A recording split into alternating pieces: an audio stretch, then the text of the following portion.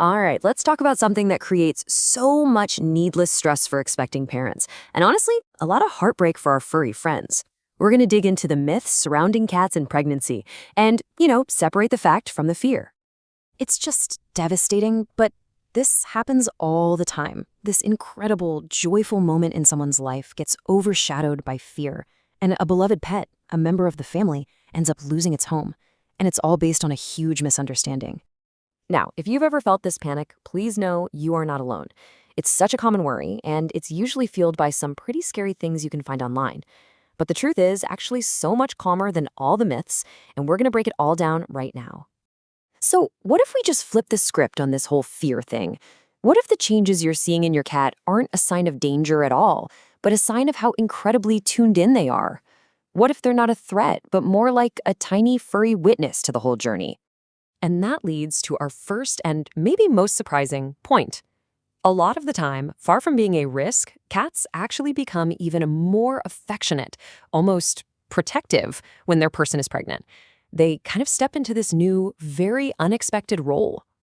So why this sudden change in behavior? Well, it's because cats are absolute masters of observation. They live in a world of really subtle cues, right? And pregnancy brings this whole wave of changes that they just can't help but notice. Nothing gets past them. So what exactly are they picking up on? Well, for one, they can sense the shifts in your hormones.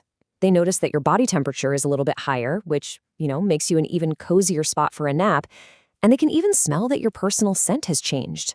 To your cat, you've suddenly become the most interesting thing in the entire house. I love this quote because it just perfectly captures what so many owners describe.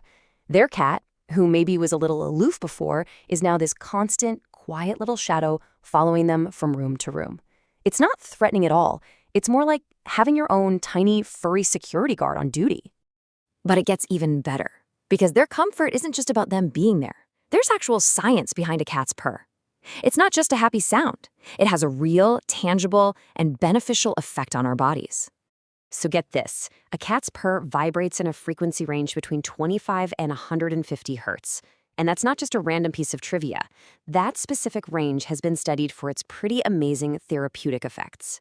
It turns out that these exact same vibrations can help lower our stress levels and even reduce blood pressure. So for an expecting mother who's dealing with all the physical and emotional stuff of pregnancy, a purring cat on your lap is basically a little organic calming machine. And here's where it gets really, really sweet. In the later stages of pregnancy, the baby can actually hear and feel vibrations from inside the womb. So a cat purring on the belly isn't just soothing for mom.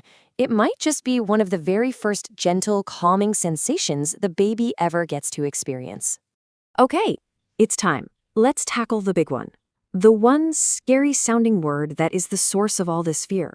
But I promise you, once you understand what it is and, more importantly, how you actually get it, the panic just disappears. Here it is, toxoplasmosis. It is a real thing, it's caused by a parasite, but the link between this parasite and your indoor cat has been blown way, way out of proportion. The real risk just isn't where most people think it is. Let's just reframe this for a second. Look at this. You are far more likely to encounter this parasite from things like handling undercooked meat, gardening without gloves, or even just eating vegetables that haven't been washed properly. The risk from your indoor cat? It's incredibly low. And here's the key reason why. Cats usually get this parasite from hunting infected animals or eating raw meat. So if your cat lives inside and eats regular cat food from a bag or a can, the chance of them even having the parasite in the first place is almost zero. Now, even in the super unlikely event that a cat is infected, this number, 24 hours, is your secret weapon.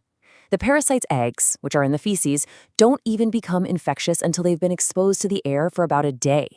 This gives us a super clear, super simple window to prevent any problems. So, this is the actual medical advice. It's not get rid of your cat. It's these really simple, common sense steps. If you can, have your partner or a friend scoop the litter box once a day. If you have to do it, just wear gloves and wash your hands well afterward. That's it. It's totally manageable and it's extremely effective. So now that we have the actual facts, a totally new story starts to emerge, right? The whole narrative shifts from one of fear to one of, appreciation. The cat is no longer a danger to be removed, but a true companion who's part of the whole journey. And this is the beautiful reality for so many families. The same cat that was the pregnancy supervisor often becomes this gentle, watchful presence once the baby arrives, creating a bond that can seriously last a lifetime. So we've seen that the science just doesn't back up the fear, and we've seen that simple precautions basically eliminate the already tiny risk.